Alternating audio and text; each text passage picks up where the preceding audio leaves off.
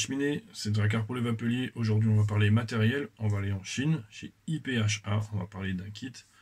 Mais il faut savoir qu'il existe également la batterie seule, au tarif d'environ 17,80 $. Donc ça fait environ 15 euros, 15-16 euros. Vous pouvez acheter des pods séparément par le 3 au tarif d'environ 7 euros. Mais on va parler aujourd'hui du kit complet. Donc batterie et pod au tarif de 23,80 $, donc environ 20 euros. Il nous a été envoyé par notre partenaire Eventgift. Sans plus attendre, je vous invite à passer en gros plan.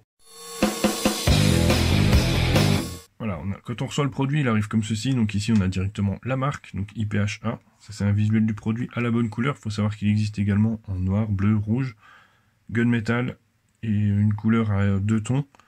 Ici, on nous rappelle que c'est le Zing Kit, parce qu'il y a la batterie et le pod. L'avertissement sanitaire sur la présence de nicotine.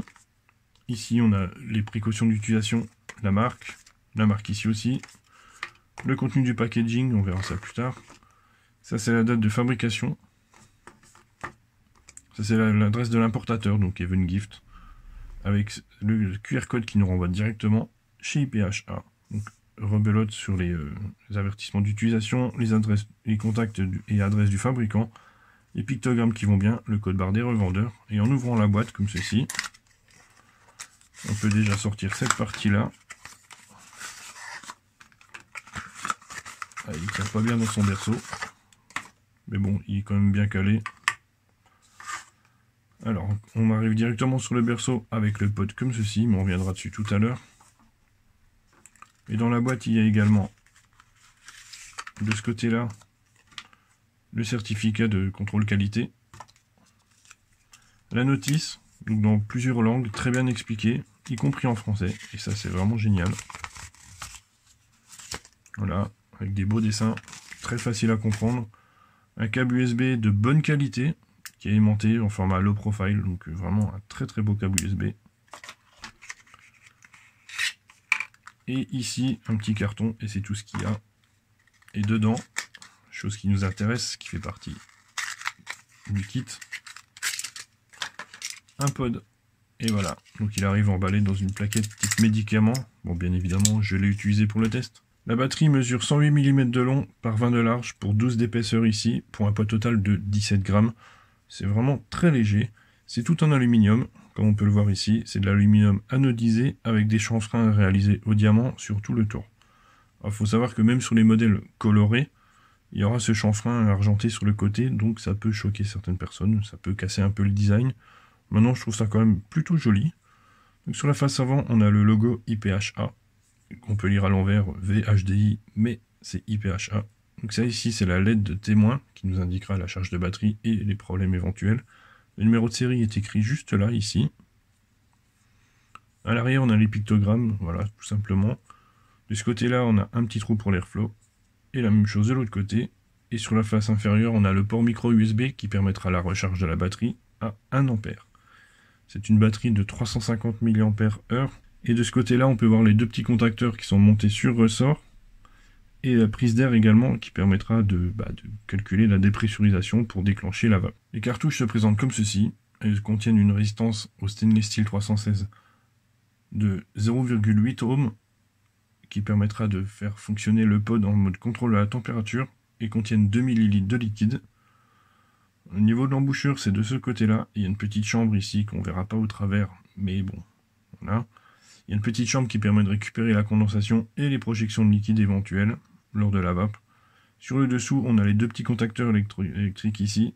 Et ici, on a directement les petits bouchons qui permettent de boucher les réservoirs. En ouvrant cette partie-là, il y a un petit ergot pour y glisser son ongle. Ça se fait très simplement. On a accès directement à nos deux petits contacteurs électriques. Les deux bouchons de remplissage de chaque côté. Et ici, c'est l'air, l'arrivée d'air. Pour remplir le pod, en fait, c'est très simple.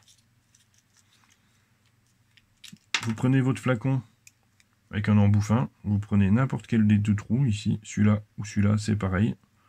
Mettez votre flacon, vous poussez dessus, voilà, ça le rentre, ça pousse le robinet, et vous remplissez. Alors, on voit pas bien, mais ça se remplit ici. Et on retire son flacon, et ça referme aussitôt le robinet. Alors, de temps en temps, ça m'est arrivé qu'il y ait une petite goutte qui sort, c'est pas bien dramatique, c'est pas grave. Donc maintenant on va passer à l'assemblage du kit complet. Alors il y a un sens pour la cartouche, hein. Vous ne pouvez pas la mettre dans ce sens-là bien évidemment. Il faudra la mettre comme ceci. Voilà, on nous indique que ça fonctionne bien par une lumière blanche. La lumière blanche nous indique que la batterie est chargée à plus de 20%. En dessous de 20%, la lumière s'allume rouge. En cas de dry hit, la lumière s'allume 4 fois rouge et ça coupe le pod. Voilà, c'est très simple. Il a une protection contre les dry hits et c'est vraiment très très agréable. Bah écoutez, on va repasser en plan large pour le test. Avant de passer au test, je vais d'abord vous expliquer quelques petites particularités de ce pod. Alors déjà, lors du premier remplissage, comme la plupart des pods ou clearomiseurs, il faut laisser s'imbiber le coton pendant 5 à 10 minutes. Sinon, vous allez griller la résistance prématurément. Voilà. Sur les liquides, là c'est un liquide en 60% de PG et 40% de glycérine végétale. Et je vous conseille de ne pas dépasser les 50% de glycérine végétale. J'ai essayé qu'un liquide en 60% et ça avait déjà du mal à passer. Donc privilégiez au moins 50% de glycérine végétale. Allez pas au-delà. Maintenant, c'est un mode qui fonctionne en mode bypass, mais avec un contrôle de la température, ce qui permet d'éviter les dry hits. Quand le réservoir commence à se vider, on a tout de suite un coup de chaud direct. On sent que le puff est très chaud, mais on n'a pas le dry hit. Et ça marche quand même plutôt pas mal, parce qu'après, ça fonctionne relativement bien. Il attend vraiment que le coton soit réimbibé pour pouvoir le réutiliser. Là, la batterie est chargée à fond, donc ça va envoyer le maximum de vapeur. Donc vous allez voir qu'au moment où je vais aspirer dedans pour le déclencher, vous allez voir que la diode s'allume en blanc, parce que je suis à plus de 20%. En dessous de 20%, la diode s'allumerait en rouge. Pour le déclencher, c'est simple, il y a juste à aspirer de ce côté-là, pas de bouton, pas de réglage, c'est très simple.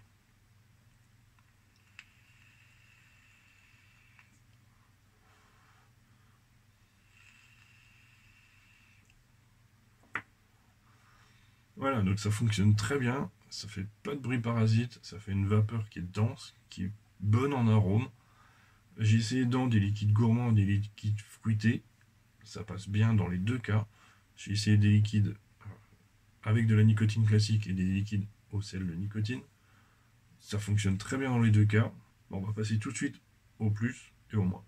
Alors les plus, la technologie anti-dry hit, c'est simplement le contrôle température, mais ça marche quand même plutôt pas mal. Et c'est un des seuls pods du marché à faire proposer ça. Et ça, c'est vraiment cool. Un autre plus également, la saveur. Les saveurs qu'on ressent au moment du puff, ça marche vraiment bien. Et un troisième plus également, l'autonomie. C'est facile de tenir une journée avec. Et de toute façon, quand il est en charge, on peut continuer à vapoter dessus, c'est pas un problème. Donc pour moi, c'est vraiment un plus. Dans les moins, j'ai trouvé éventuellement que à certains remplissages, malgré mon flacon tout fin, avec l'embout tout fin, le trou du remplissage restait enfoncé. Et le pod avait tendance à se vider un peu dans la batterie. Ça, c'est un petit problème de finition. C'est pas dit que sur certains autres exemplaires, vous ayez ce problème-là. Sinon, ça reste tout de même un bon pod. Je lui ai attribué la note de 4,6 sur 5 au sein du Vapelier. Ça en fait bien évidemment un top pod. C'est vraiment un pod que je peux recommander pour les débutants, ou même les certains confirmés. Ça fonctionne à merveille. C'est vraiment pas cher en plus. Donc, c'est vraiment du très très bon matériel. Il me reste à vous souhaiter une bonne fin de journée et à bientôt pour une prochaine vidéo. Ciao ciao.